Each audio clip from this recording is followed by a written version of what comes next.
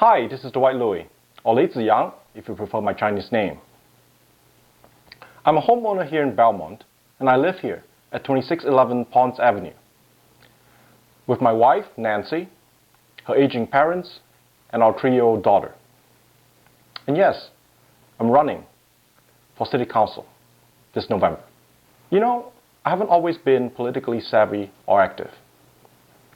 I'm a first-generation American, and for the first decade and a half of my American experience, I was completely oblivious to politics.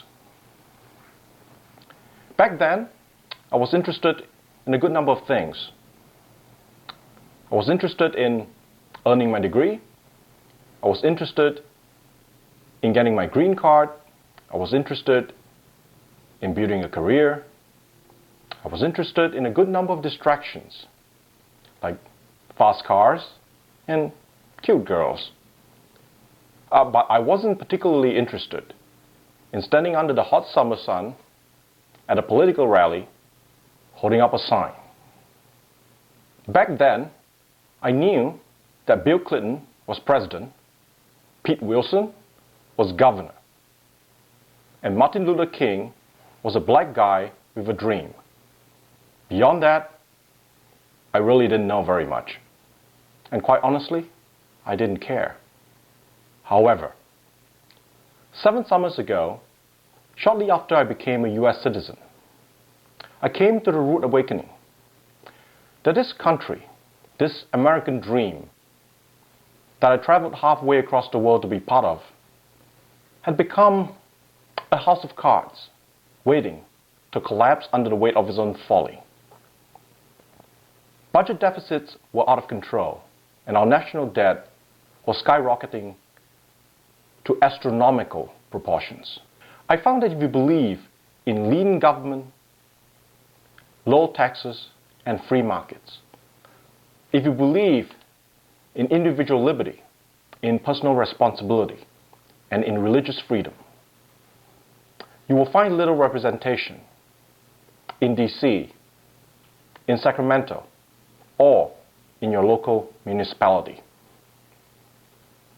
Most troublingly, I realized that our politicians, our political class, had stopped listening to the voters, that they have become completely oblivious and aloof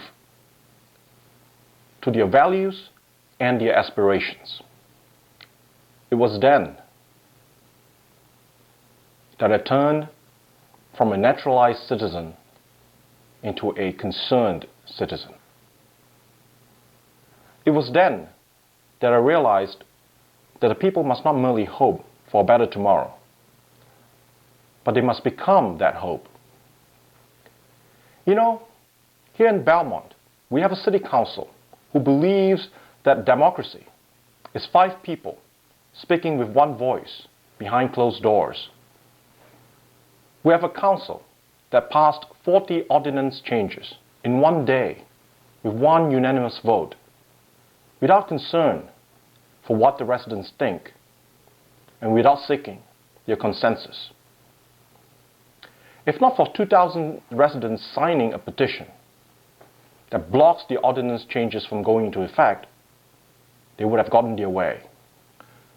Here in Belmont, we have successive councils who saw our little city of a tad over 10,000 households rack up $25 million to $80 million in unfunded liabilities. Debts we have no plans to repay, simply because they just want to kick the can down the road. It is in this light, and with much trepidation, that I decided to stand for the City Council election this November. I'm the only candidate who does not seek and will not accept endorsements, donations, or indirect help from development interests, public employee unions, or commercial enterprises. I seek only to represent you, the citizens and the residents of Belmont. Let's make this city ours again.